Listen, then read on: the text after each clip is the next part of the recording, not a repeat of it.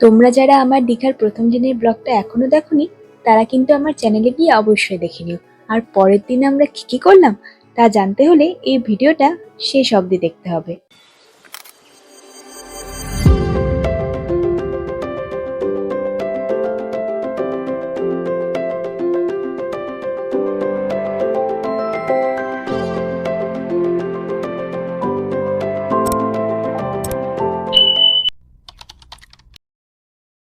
এখন 5টা বাজে, রাতে ঘুমো আমাদের কমপ্লিট হয়নি। সেসবকে তুচ্ছ করে সবাই রেডি হচ্ছি, দীঘা মোহনায় যাবো সানরাইজ দেখার জন্য। সকাল 5:30টায় আমরা পৌঁছলাম দীঘার মোহনায়। এটা আমার টোটো কাকু যে আমাদের ভিউ পয়েন্টে নিয়ে যাচ্ছে। দীঘার মোহনায় একপাশে রয়েছে চম্পা নদী, এই স্থানেই বঙ্গোপসাগরে মিশেছে। এখানে সকাল সকাল সবাই সানরাইজ দেখার জন্য আসে, তাই আমরাও চলে এসেছি। পাথর পেরিয়ে আমরা নেমে পড়লাম সমুদ্রের তীরে, কিন্তু অনেকক্ষণ ধরেই সূর্য মামার কোনো দেখা পাচ্ছিলাম না। ভোরবেলার দিকে এখানে বেশ সুন্দর শান্ত পরিবেশ ছিল, আর ঠান্ডা ঠান্ডা হাওয়াও বইছিল, তাই খুব সুন্দর লাগছিল।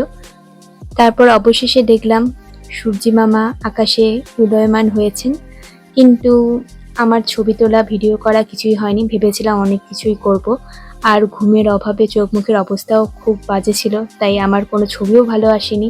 যাই হোক, এখানে বেশ কিছুক্ষণ সময় কাটাতে আমাদের ভালোই লাগছিল। ওখানে আমরা প্রায় 1 ঘন্টার মতো ছিলাম।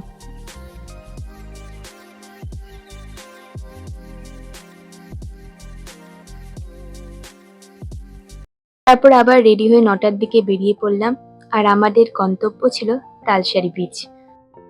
যাবার পথে এই মন্দিরে আমরা নেমেছিলাম, যেখানে ছবি তোলা ভিডিও করা নিষেধ ছিল। আর এই মন্দিরটা উড়িষ্যা রাজ্যের মধ্যে পড়ে। আজকে যেসব জায়গায় গেছিলাম সেগুলো সবগুলোই উড়িষ্যার মধ্যেই পড়ে।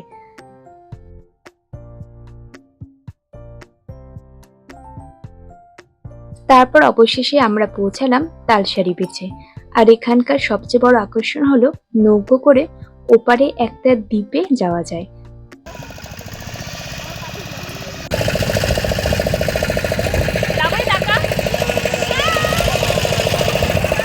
নৌকোর যাওয়া আসার ভাড়া 50 টাকা করে, 100 টাকা।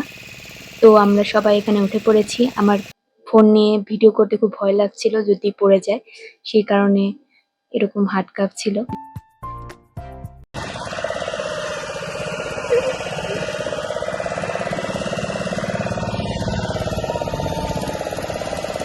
তারপর আমরা সেই দ্বীপটাতে একে একে নেমে পড়লাম। এই যে দেখতে পাচ্ছ তোমরা, বাবা নামছে এখন।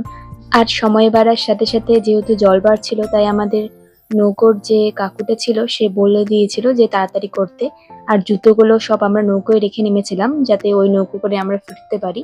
একে তো প্রচন্ড রোদ, আর এই বালিগুলো গরম হয়ে গেছিল, সেই কারণে আমরা বেশিক্ষণ সেখানে সময় কাটাতে পারিনি, আর বেশি ঘুরেও দেখা হয়নি। মাও বলছিল তাড়াতাড়ি চল, আমাদের নৌকো কাকু তাড়া দিচ্ছিল। আর যেহেতু প্রথমবার এরকম অভিজ্ঞতা হলো আমাদের, সমুদ্রের মাঝে নৌকো করে এপারে আসা, আবার আমাদের ওপারে ফিরতে হবে, তাই আমাদেরও ভয় লাগছিল যদি কিছু হয়ে যায় বা জল বেড়ে যদি নৌকো ডুবে যায়। তাই আমরা বেশিক্ষণ না সময় নষ্ট করে আবার ফিরে এলাম তালসারি বিচে।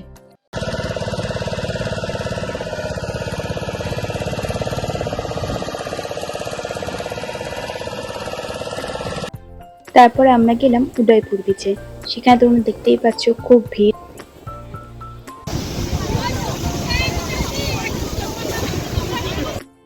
রোদ আর গরমে আমাদের আর দাঁড়িয়ে থাকতে ইচ্ছে করছিল না, তাই আমরা সেখান থেকে তাড়াতাড়ি ফিরে এলাম। ঘুমের অভাবে তোমরা দেখতেই পাচ্ছ সবার অবস্থা, টোটোতেই সবার ঘুম পাচ্ছিল। আমরা শঙ্করপুরে গিয়েছিলাম, কিন্তু সেখানে ছবি ভিডিও কিছুই নেওয়া হয়নি। তারপরে আমরা রুমে ফিরে এলাম, কারণ আমাদের একটু রেস্ট নিয়ে বেরোতে হবে বাড়ির উদ্দেশ্যে। এখন বাজে 2টো। আমরা ঘুরে টুরে লাঞ্চ করে এখন রুমে ফিরলাম।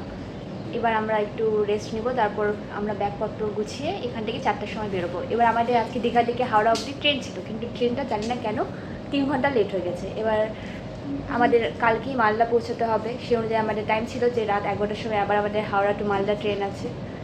সেই কারণে আমাদের এখন বাসে যেতে হবে। বাসে করে আমরা ধর্মতলা থেকে আমরা আবার হাওড়া থেকে মালদা। তারপর ব্যাগপত্র গুছিয়ে রেডি হয়ে গেলাম বেরোনোর জন্য। বল, দীঘা ছেড়ে যেতে তোর কেমন লাগছে? দীঘা ছেড়ে যেতে তো ইচ্ছা করছে অনেক, কিন্তু খুব খারাপও লাগছে। এত সুন্দর ভিউ, এত সুন্দর জায়গাগুলোকে ছেড়ে চলে যাবো, মিস করবো আর কি, এটাই। আমরা স্টেট বাস ধরে ধর্মতলায় এলাম, সেখান থেকে ক্যাব বুক করে হাওড়া স্টেশনে পৌঁছলাম। তারপর আমাদের শিয়ালদা থেকে ট্রেন ছিল রাত 11:35-এ। সেই ট্রেনে করে আমরা সকালবেলা 7টার দিকে মালদায় পৌঁছলাম। তো আজকে হচ্ছে 1 এপ্রিল, আজকে আমরা সবাই বাড়ি ফিরে এসেছি। আমাদের জার্নি মোটামুটি কমপ্লিট। এই ট্রিপ থেকে আমরা কী কী শিখলাম? প্রথম কথা, এত বড় জার্নি জীবনেও বাসি করা উচিত নয়, কারণ আমাদের অবস্থা সবার খুবই শোচনীয়। কালকে আমরা 4টার সময় রুম থেকে বেরিয়েছি, ওখান থেকে বাসে করে ধর্মতলায় পৌঁছেছি প্রায় 9:30। সেখান থেকে ক্যাব বুক করে আমরা স্টেশনে গেলাম। তারপর আমরা ট্রেন ছিল, ট্রেনে করে আমরা আজকে সকালে মালদায় পৌঁছালাম।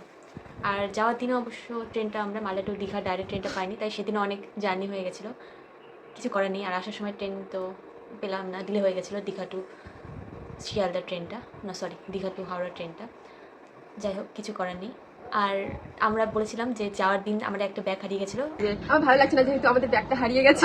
ও হ্যাঁ, তোমাদের তো বলাই হয়নি, কালকে আমাদের একটা ব্যাগও হারিয়ে গেছে। এখানে খাওয়া দাওয়া আর বোনের কিছু জামা ছিল, জাম ছিল, বাসনপত্র, কত কিছু, তেল মশলা অনেক কিছু ছিল, বেশি পছন্দের।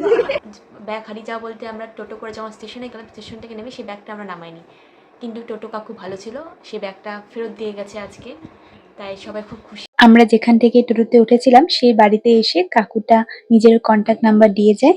কন্ট্যাক্ট করার পর কাকুটা বাড়ি এসে আমাদের ব্যাগটা দিয়ে গেছে। ভিডিও শেষে বলবো, হয়তো রোদ গরমের জন্য বা এত জার্নি করার জন্য আমাদের ঠিকমতো ঘোরা হয়নি, কিন্তু দুটো দিন এইভাবে সমুদ্র সৈকতে পরিবারের সাথে কাটিয়ে আসতে আমার বেশ ভালোই লাগলো। আমার ব্লগটা কেমন লাগলো অবশ্যই জানিও। দেখা হবে পরের ভিডিওতে। টাটা।